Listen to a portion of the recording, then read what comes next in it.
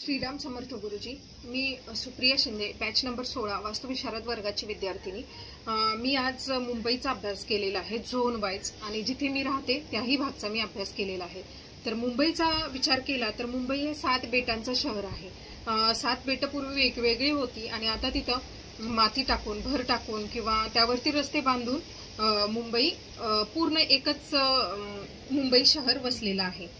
तर मुंबईची रचना ही दक्षिणेकडून उत्तरेकडे, दक्षिणोत्तर अशी झालेली आहे आणि त्यातही लोकल लाईन जिथून जाते तिथून पूर्व मुंबई आणि पश्चिम मुंबई त्या लोकल ट्रॅकमुळे 2 भागात विभागलेली आहे।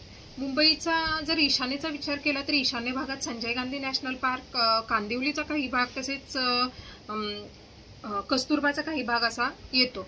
संजय गांधी नॅशनल पार्क विषयी सांगायचं झालं तर तिथं बुद्धिस्ट लेणी आहेत त्यांना, आणि तिथे शंकराचे पिंड वगैरे आहे। तर पूर्वी तिकडे लोक उपासना करण्यासाठी जात असत। त्या लेण्यांना कन्हेरी कुंभ असं बोललं जातं, म्हणजे त्यांचं नाव आहे। पूर्वेचा आणि पश्चिमेला लागून ठाणे जिल्हा आहे। मुंबईच्या पूर्व आणि पश्चिमेला ठाणे जिल्हा येतो, त्यामुळे तिकडे समृद्ध समाधानी लोक आहेत। आग्नेयला जर विचार केला तर आग्नेयला डोंगरी भाईखेळा वगैरे आहे आणि आग्नेयला म्हणजे तापट लोक बऱ्यापैकी राहतात, तिथे खून वगैरे किंवा मारामाऱ्या, भांडण सारखं चालूच राहतंय। आग्नेयला जसे की दाऊद असेल किंवा अरुण गवळी असतील तर ते आग्नेयला होऊन गेलेले आहेत मोठे गुंड।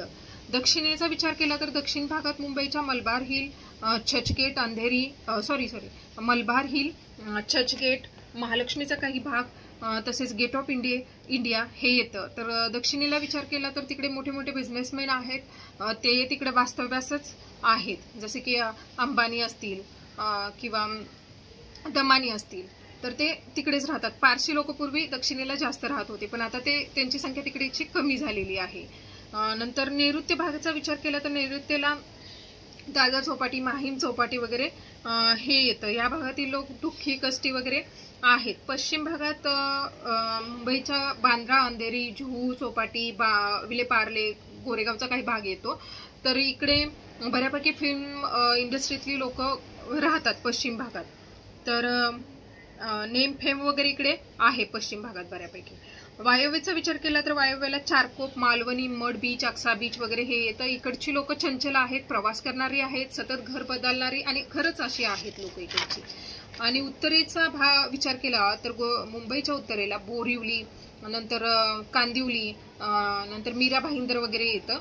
तर इकडचे लोक हे आनंदी, समृद्ध, समाधानी आणि स्टेबल आहेत, म्हणजे बऱ्यापैकी तिथेच राहतात। मुंबईच्या तिन्ही बाजूला पाणी असल्यामुळे मुंबई नेहमी अनस्टेबल म्हणजे असते। मुंबईवरती जे आतंकवादी हल्ले झाले हे आतंकवादी ते पाण्यातूनच, म्हणजे त्या ह्याच्यातूनच समुद्राच्या पाण्यातूनच आले होते आपल्याकडे आणि त्याच्यातूनच आतंकवादी हल्ले झाले आपल्याकडे। गोरेगावचा विचार केला तर गोरेगावचं मी 4 झोनमध्ये डिवायडेशन केलेलं आहे आणि गोरेगावच्या ईशान्येस पांडुरंगवाडी, म्हणजे वनराईचा भाग येतो, पांडुरंगवाडी वगैरे। तर पांडुरंगवाडीमध्ये जास्त बऱ्यापैकी समाज हा ब्राह्मण समाज राहतो, त्यामुळे तिकडे पूजा अर्चा वगैरे होत राहते। पूर्वेला विचार केला तर गोरेगावच्या पूर्वेला फिल्म सिटी येते। आग्नेयेला विचार केला तर आग्नेयेला जोगेश्वरी, दक्षिणेला अंधेरी वगैरे येतं। नैऋत्येला पांगुरनगर आणि गोरेगावची खाडी वगैरे असते। पश्चिमेला गोरेगावची खाडी आहे, त्यामुळे गोरेगावचे लोक नेहमी अनस्टेबल असतात आणि खाडीमुळे तिकडे बांगुरनगर वगैरे या साईडला थोडी कमी लोकवस्ती आहे।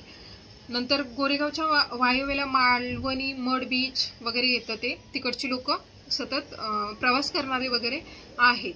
आणि नाड्यांचा विचार केला तर आम्ही चंद्रनाडी भागात राहतो, म्हणजे गोरेगावचा भाग हा चंद्रनाडी भागात येतो। माझ्या सोसायटीचा भाग जरी विचारात घेतला तरी माझी सोसायटी ही चंद्रनाडी भागात येते।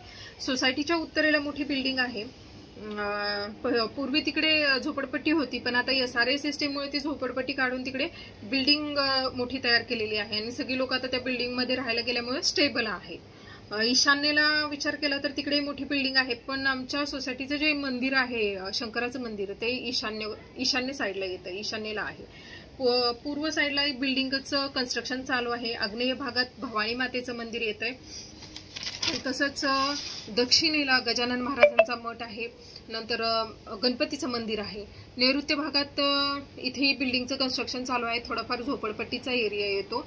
पश्चिम भागात म्हणजे माझ्या बिल्डिंगची कंपाऊंड वॉल क्रॉस केली की लगेचच स्कूल आहे, संस्कारधाम शाळा म्हणून आहे, आणि थोड्याफार प्रमाणात इकडे मोठ्या बिल्डिंग्स आणि झोपडपट्टी आहे. वायव्येला विचार केला तर वायव्येला झोपडपट्टी एरियाच आहे. जर नाड्यांचा विचार केला तर आमची सोसायटी चंद्रनाडी मध्ये येते, आणि पूर्ण सोसायटीचा फक्त विचार केला तर चंद्रनाडीमध्ये येते, आणि जो सूर्यनाडीचा भाग येतो त्याच्यामध्ये आमच्या सोसायटीचं ग्राउंड आहे. चंद्रनाडीमध्ये राहत असल्यामुळे आमची सोसायटी नेहमी सकारात्मक ऊर्जा म्हणजे सकारात्मकता जाणवते इथे राहिल्यानंतर, आणि लोक आनंदी, प्रसन्न, उत्साही असतात. धन्यवाद गुरुजी. काही चूक झाली असेल तर क्षमा असावी, आणि काही गाईड करता आलं तर नक्की करा. धन्यवाद, खूप खूप धन्यवाद.